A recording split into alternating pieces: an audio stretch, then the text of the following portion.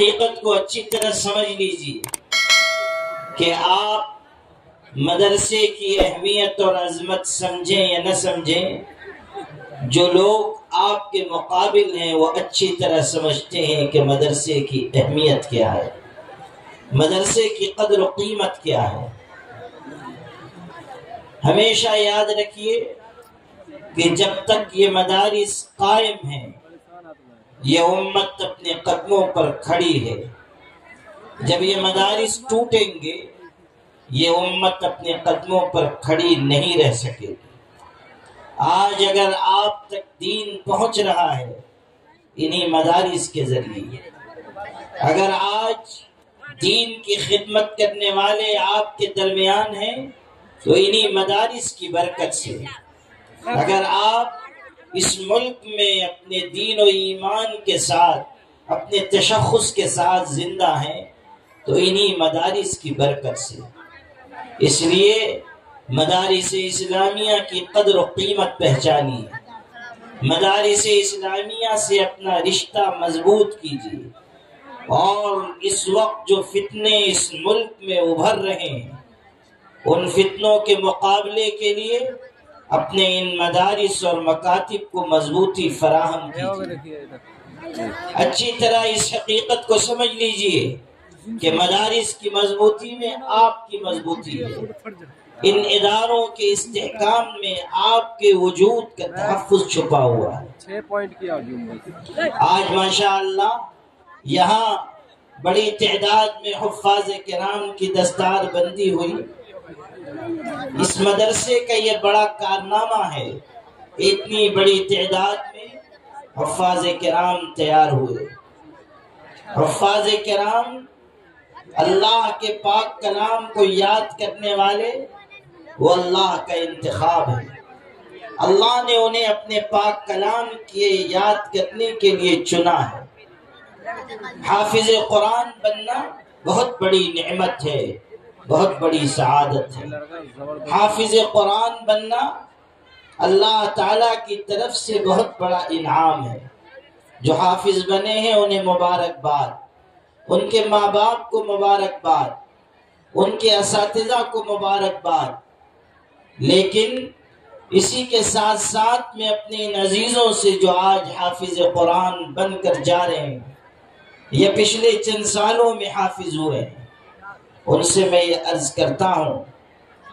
کہ آپ حافظ قرآن بن گئے، آپ کی یہ بنیادی ذمہ داری ہے کہ آپ قرآن مجید کو زندگی کی آخری سانس تک اپنے سینے میں محفوظ رکھیں۔ اس حقیقت کو سمجھیں کہ جس طرح قرآن مجید کو یاد کرنے کی بڑی فضیلت ہے، اسی طرح قرآن مجید کو بھول جانے پر سخت وعیدیں ہیں۔ قرآن مجید کو ہمیشہ پڑھتے پڑھاتے رہیے، قرآن مجید کی خدمت سے جڑے رہیے، قرآن مجید کو اپنے لیے حرز جاں بنائیے، قرآن مجید کی تلاوت کا معمول ہو، اور صرف تلاوت نہیں، قرآن مجید کی تلاوت کے ساتھ آپ کی زندگی میں یہ چیز ہو کہ آپ جو قرآن پڑھ رہے ہیں اس پر خود عمل کرنے والے ہو۔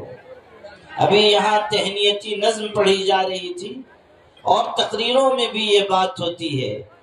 کہ حافظ قرآن 10 جہنمی لوگوں کی سفارش کرے گا،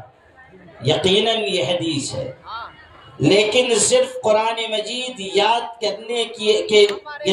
کرنے والے کے لیے یہ بات نہیں ہے، بلکہ ارشاد ہوا کہ جو قرآن مجید پڑھتا ہے، اسے یاد کرتا ہے، اس کے حلال کو حلال جانتا ہے، اس کے حرام کو حرام جانتا ہے، اس کے لیے یہ فضیلت ہے۔ اگر حافظ قرآن غلط راستے پر جا رہا ہے، اگر حافظ قرآن قرآن مجید کی آیتوں کی خود خلاف ورزی کر رہا ہے، اگر حافظ قرآن جھوٹ بولتا ہے، ظلم کرتا ہے، لوگوں کو تکلیف پہنچاتا ہے، تو پھر وہ قرآن مجید کی خود مخالفت کرنے والا ہے، اس فضیلت سے وہ محروم کر دیا جائے گا۔ حافظ قرآن کی ذمہ داری ہے کہ وہ قرآن پاک کے سانچے میں ڈھلی ہوئی زندگی اختیار کرے، قرآن مجید کی تلاوت کرتا رہے، قرآن مجید پڑھتا پڑھاتا رہے اور قرآن مجید پر عمل کا مزاج بنائے۔ قرآن مجید اگر سینے میں ہے تو حافظ قرآن ایسی زندگی گزارے کہ وہ کسی مالدار کے آگے، کسی منصبدار کے آگے، کسی عہدہ رکھنے والے کے آگے نہ جھکے۔ آج بہت سے ہمارے علماء حفاظ، ان کو دیکھا جاتا ہے کہ وہ مالداروں کے پیچھے پیچھے لگے ہوئے ہیں، مال کی طلب انہیں علم کو ذلیل کرنے پر مجبور کر رہی ہے۔ یہ راستہ علماء کا نہیں ہے،